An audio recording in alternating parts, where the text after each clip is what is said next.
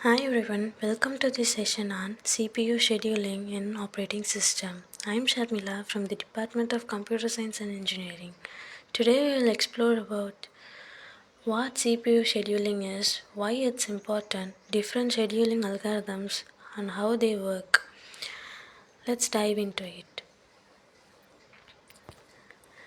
CPU scheduling is nothing but is the process of selecting which process gets the CPU next.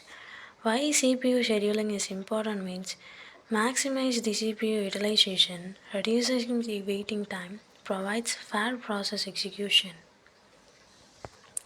Then the types of CPU scheduling are long-term scheduling, short-term scheduling, medium-term scheduling, which is based on the preemptive scheduling and non-preemptive scheduling.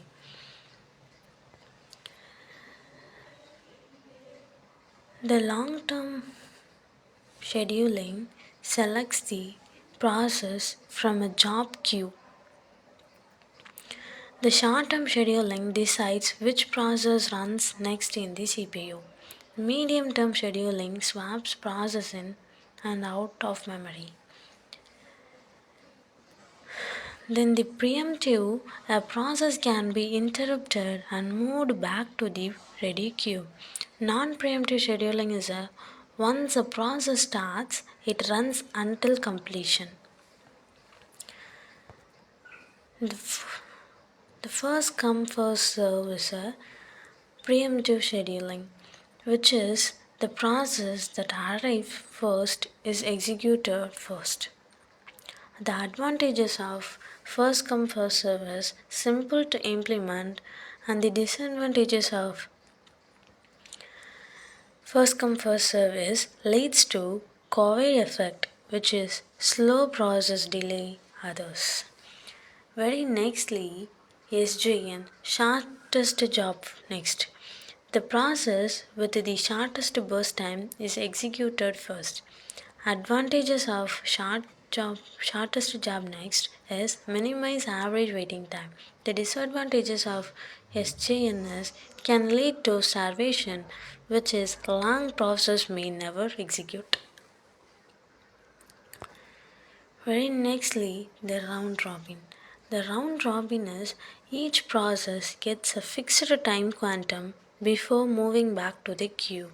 The advantages of round robin is provides fairness among processes. Disadvantages of round robin is choosing the right time quantum is tricky.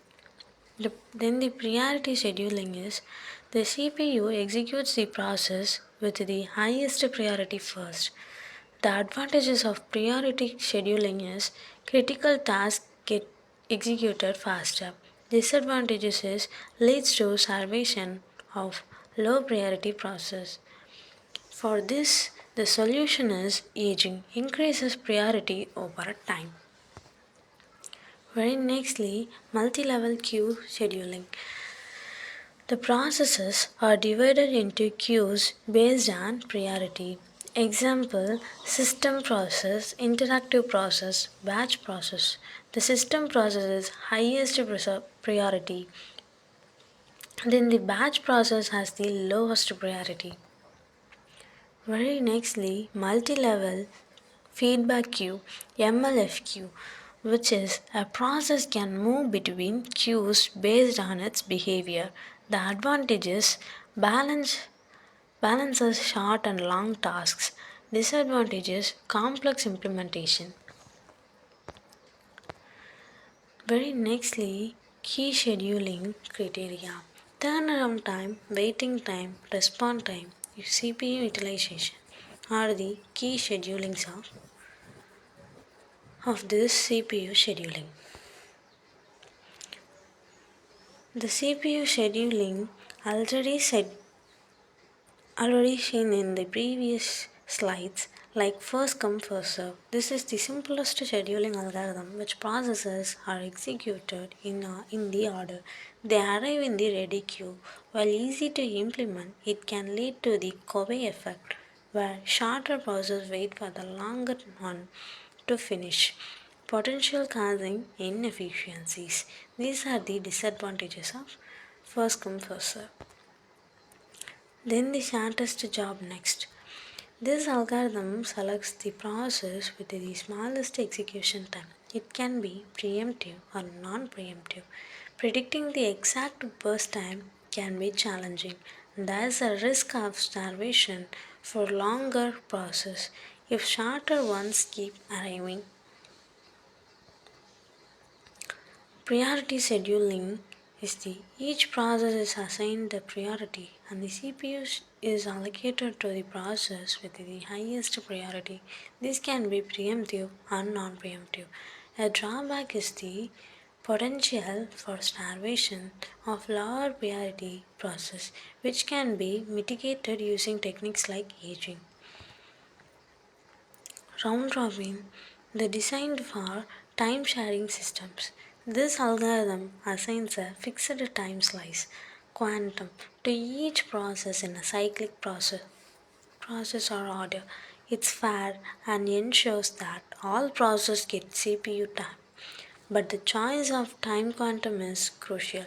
Too short can lead to excessive context switching, while too long can cause poor response times. This is the disadvantages of round robin. Then the multiple level queue scheduling. Processes are divided into different queues based on characteristics like priority or process type. Each queue can have its own scheduling algorithm, and processes are scheduled between queues.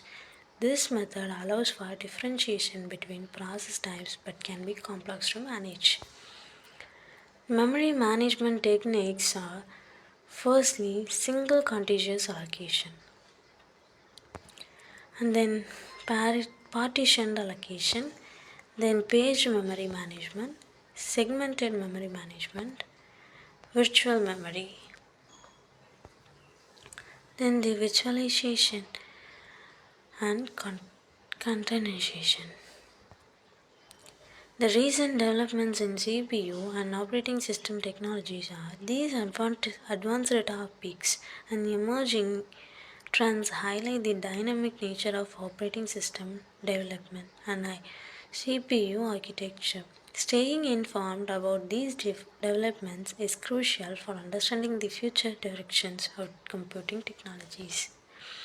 Thank you for watching this video. That was an overview of CPU scheduling. Thanks for watching. Feel free to ask any questions.